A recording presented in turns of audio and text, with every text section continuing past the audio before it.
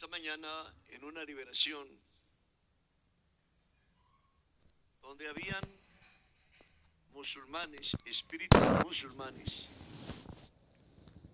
Decía el ayatollah, decía nosotros, los seguidores y creyentes en Alá, le obedecemos, le escuchamos, lo veneramos, lo gratificamos porque damos de lo que tenemos para su culto. Y fuera de eso, creemos en Él y nos postramos de rodillas ante Él. Y decía una cosa tan terrible: y ustedes con su Dios no se arrodillan. Frente al Dios de ustedes no hacen sacrificios. Frente al Dios de ustedes no hay obediencia. Y nosotros le obedecemos, le creemos a Alá. Triste realidad. Ellos por su Alá dan la vida. Ellos por su norma de vida dan la vida. Y nosotros rechazamos la vida. Rechazamos la norma de la vida que viene de la palabra. Y la palabra se llama Jesús. Es Jesús. Por eso el texto de la carta a los Hebreos en el capítulo 4, versos 12 y siguientes es tajante. La palabra de Dios es viva y eficaz, más tajante que espada de doble filo. Por eso, frente a la palabra de Dios, nosotros, esa palabra tiene el derecho a decirnos: somos mediocres. No nos gusta la palabra cuando cuestiona nuestra vida, cuando cuestiona nuestros intereses personales, cuando cuestiona e interpela nuestros sentimientos, que la mayoría de las veces son siempre pecaminosos. Esa palabra tiene poder para dilucidar, diferenciar, hacer ver dónde está la vida y dónde está la muerte. Usted hasta dónde, usted y yo hasta dónde hemos sido capaces de sentir esa palabra que interpela, cuestiona y hace posible la salvación. Vienen momentos más difíciles. En el sur de Colombia hay hambre. No llega la comida. En toda parte hay hambre. Porque todos los alimentos de la canasta familiar subieron hasta un 40%. Y uno se pregunta entonces, los electores del gobierno actual, ¿dónde están haciendo manifestaciones para defender a los pobres?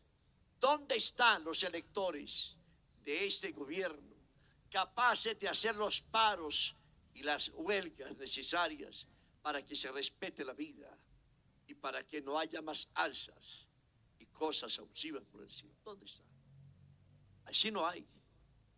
Los adictos a ese poder en el gobierno anterior hicieron vandalismo, y ahora los que no creen o no creemos en este gobierno somos pusilánimes, pasivos, inactivos, incapaces. Mis queridos hermanos, la palabra de Dios cuestiona e interpela porque nos tiene un problema. Por esa palabra seremos juzgados. Jesús dice: yo no vine a juzgar al mundo. Quien juzgará al mundo es la palabra. Y la palabra nace, se revierte, se resucita, se hace amplia a partir del conocimiento de la ley. ¿A cuánto le duele creer en el arrepentimiento que necesita el alma para poderse liberar, para poderse sanar? Nos cuesta demasiado. Porque creemos, la mayoría dice: pare, yo ya me confesé de eso. Sí, pero qué raro. El espíritu de la tabla de la Ouija, de la tijera de cuaderno, de las películas de terror, de los abortos, de los tatuajes, de la vanidad, están ahí, vivitos y coleando. Porque la absolución nos saca al demonio, le quita poder, mas no lo saca. Que quede claro. ¿Cuántos inquilinos espirituales tenemos cada uno de nosotros? Porque creemos que vamos en un carrito de espumas y de perfumes, sabiendo que lo que nos espera es otra cosa. Dice esa palabra, esa espada llega hasta las coyunturas y tuétanos del cuerpo, juzga los deseos e intenciones del corazón. Ojo, juzga deseos e intenciones. ¿Cuándo nosotros hemos sido capaces de llegar a tomar conciencia de la diferencia que hay entre el deseo de Dios y el deseo de la muerte? ¿Dónde está esa conciencia? ¿Dónde está ese interés por ir más allá a conocer esa palabra que tiene que dilucidar, ampliar el corazón para que aprenda a amar? Hay una gran diferencia entre amar y querer. Lo dice la canción. Querer es pasión, querer es un rincón, querer es un beso. En cambio, el amar es el dar, el dar, el dar. ¿Cuántos supuestamente tan católicos, por ejemplo, se quejan de la miseria y de la ruina, sabiendo que nunca han pagado los diezmos, y olvidan unas maldiciones bíblicas que dicen: maldito aquel que hace el trabajo de Dios con pereza, maldito aquel que no paga el diezmo y la primicia? Porque entre el diezmo y la obra de caridad hay una gran diferencia. El diezmo bendice el trabajo y nos permite que te quedes sin el pan cotidiano, y las obras de caridad no permiten que el donante muera en pecado. Hermano, no hay criatura que escape a la mirada de Dios. No hay criatura. Todo está patente y descubierto a los ojos de aquel a quien hemos de rendir cuentas. Usted, cuando se acuesta, se pone a pensar: oiga, si esta noche me muriera, ¿cómo me iría en el otro lado? ¿Cierto que no? Usted lo último que hace es mirar el celular. De pronto la telenovela, la película, el programa de televisión. Pero usted no hace una revisión de vida. Si hoy me muriera, ¿dónde estaría mañana? ¿Por qué buscamos a Dios? Mientras que nosotros, los discípulos de Alá, decían: nosotros le creemos, nosotros lo respetamos, nosotros lo veneramos, nosotros nos arrodillamos ante Él, nosotros le damos, porque Él con nosotros es grande. ¿Hasta dónde usted tiene conciencia de que Dios es grande en su misericordia y en su vida, en todos los acontecimientos de su historia? ¿A dónde está? Hay problema. Mantengámonos, pues, dice el Señor, en la confesión de la fe, ya que tenemos un sumo sacerdote grande, porque ha atravesado el cielo, Jesús, el Hijo de Dios. ¿Qué quiere decir esto? Los musulmanes creen en el poder de Alá, aunque no saben o no aceptan que Alá ya está sometido a los pies de Cristo. Qué raro. Nosotros creemos en el poder de Jesús. La mayoría cree en Jesús, pero la mayoría, el 99%, no le cree a Jesús. Hay una gran diferencia entre creer en Él y creerle a Él. Creer es teoría, creerle es praxis, práctica. Ese Dios es el que pronunció una palabra, y ese Dios va a hacer que nos juzguen por su palabra. En el texto del Evangelio hay algo que es espectacular. Jesús no viene buscando a los santos. Iba pasando y de pronto vio a Mateo sentado al mostrador de los impuestos, porque era un cobrador de los impuestos del pueblo de Israel para pagarle a Roma. Jesús le dice: sígueme. Miren lo real.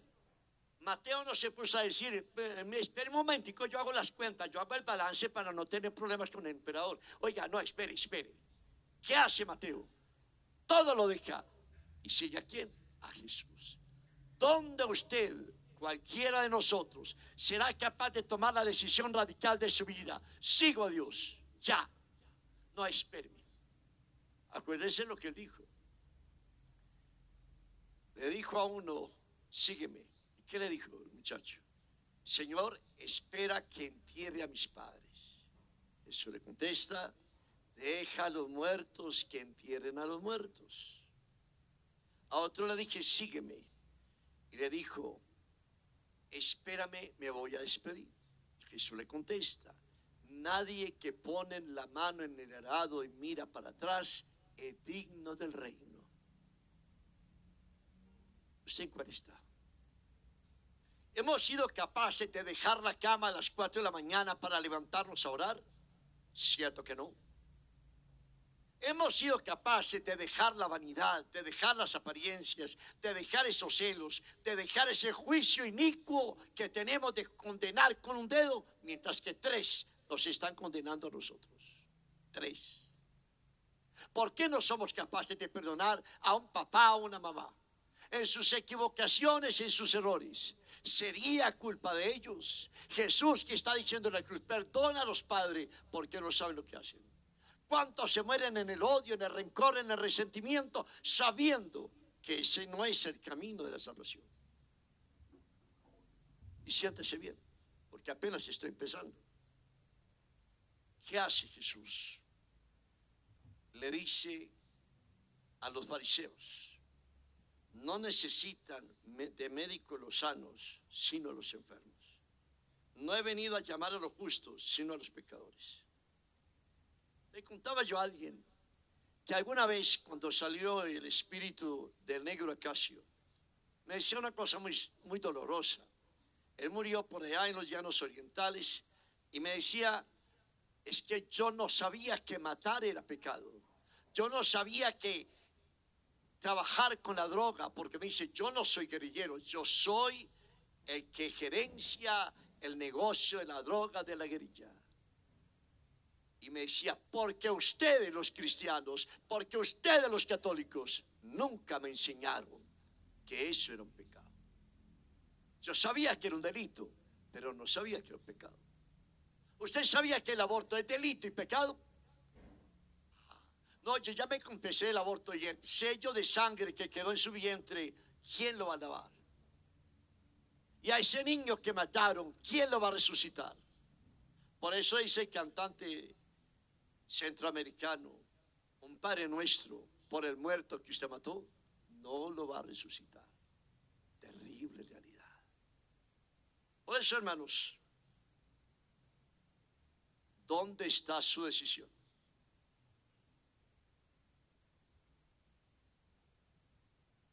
Mateo nos enseña algo, dejarlo todo y ya. No es que yo tengo una sucursal, un celular, tengo una tablet, tengo un computador, tengo un libro, no tengo una amiga, un amigo. No, ya o nada. Todo o nada. ¿Es capaz? No. ¿A qué se queja? ¿Para qué nos quejamos? Seguir a Cristo implica una totalidad de la vida para sentir ese amor. Sentir a Cristo es tener la capacidad de amar sin pensar en fronteras, en caprichos, en venganzas, en absurdos temperamentales. ¿Qué es lo que usted ama? Yo le pregunto a los amantes, ¿usted es capaz de amar, de salvar a su mujer cuando se muera estando en pecado con usted? ¿Usted será capaz de salvar a su amante cuando se muera? No somos capaces. ¿Qué hacemos? ¿Por qué se obsesionan, se paran en la cabeza? Me voy porque me espera mi amante. Me voy porque necesito la droga. Me voy porque necesito licor. Me voy porque necesito tinturarme el cabello, hacerme la liposucción, porque necesito la ropa de marca, etc. ¿Dónde está Dios? En este sábado hay una mujer que desde los 5 años le dijo al Señor en el templo de Jerusalén, te entrego mi castidad, te consagro mi sexualidad, y por eso es la mujer perfecta. Recuerden, la única que no pasó por el infierno fue ¿quién? la Santísima Virgen María. ¿Por qué? Porque ella no conoció el pecado. Si a partir de eso miramos nuestra vida en el futuro, hay unos que tienen que pagar un inquilinato bastante largo. Largo. Aquellos que son obsesivamente celosos, posesivos, dominantes. De aquellos que creen que sin un sentimiento, un dinero, una cosa en la mano, no son nadie. Esos no son dignos del reino de los cielos. Porque el Señor lo dijo. El que no sea capaz de dejarlo todo, padre, madre, hijo, mujeres, tierras, etcétera, no es digno de mí. Usted es digno. Somos dignos en ese instante. Qué lástima que los que gobiernan ganaron a base de brujerías y de engaños, y los buenos se quedaron dormidos en el sueño del brujo. El que tenga oídos que oiga. Señor Jesús, bien, enséñanos a ser generosos.